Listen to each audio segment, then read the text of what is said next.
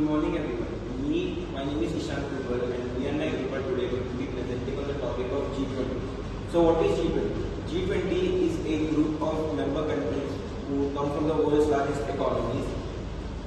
It consists of 20 member countries and every year they come together to address global economical and ecological problems.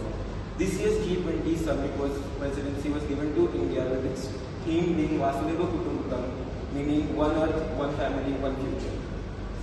So as you can see in this picture, this is the venue of the G20 summit where it happened, Bharat Mandapam, which is in New Delhi. Next.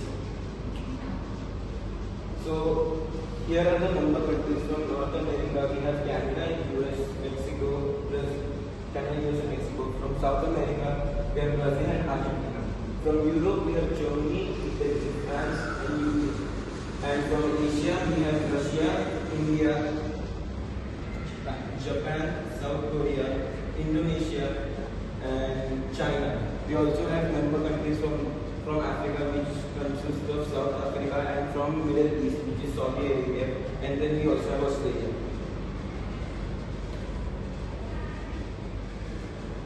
So purposes and objectives of G20. The purposes of G20 are to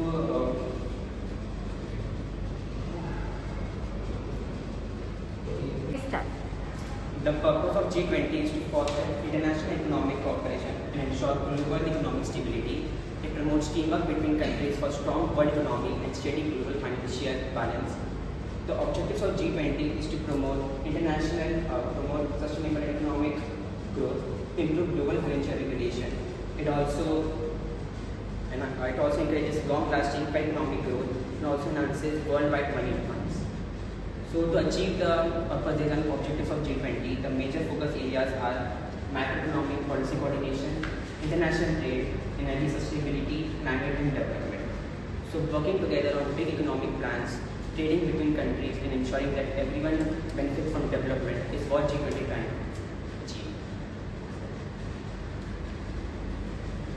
So some of the negative impacts of G20 is lack of inclusivity, lack of transparency, influence of special interests and limited progress on some of the most critical issues on earth. So it has been noticed that G20 only focuses on the more powerful economies and it ignores some of the more poorer countries. It has also been noticed that G20 does not focus on some of the more important and critical global issues such as climate change, poverty reduction, global warming, etc. So the criticism of G20 includes lack of representatives and also effectiveness in addressing global issues.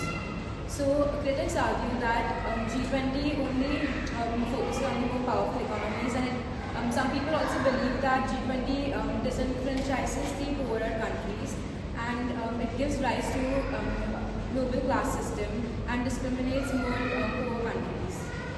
Thank you.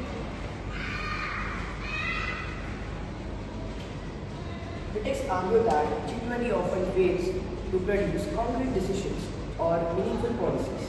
Meetings can become platforms for diplomatic grandstanding rather than genuine policy discussions. The demerits, as you can see, the country has to bear the cost of hosting. It can lead to increased summit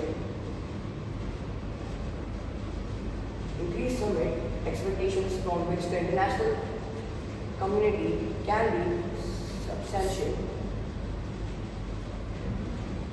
The limitations of G20 are lack of legitimacy, inability to reach consensus, and dominance by a few countries.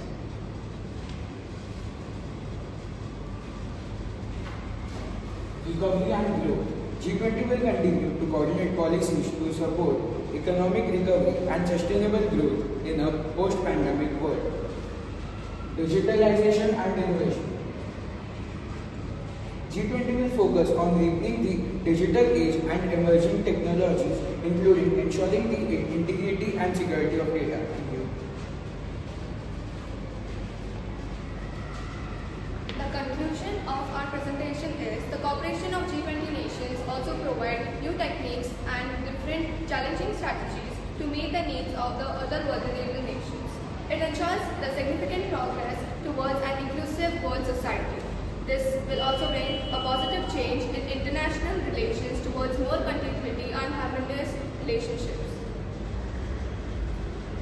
Now, I would like to express my heartfelt gratitude to our respected principal ma'am, to our vice principal ma'am, and to our coordinator ma'am.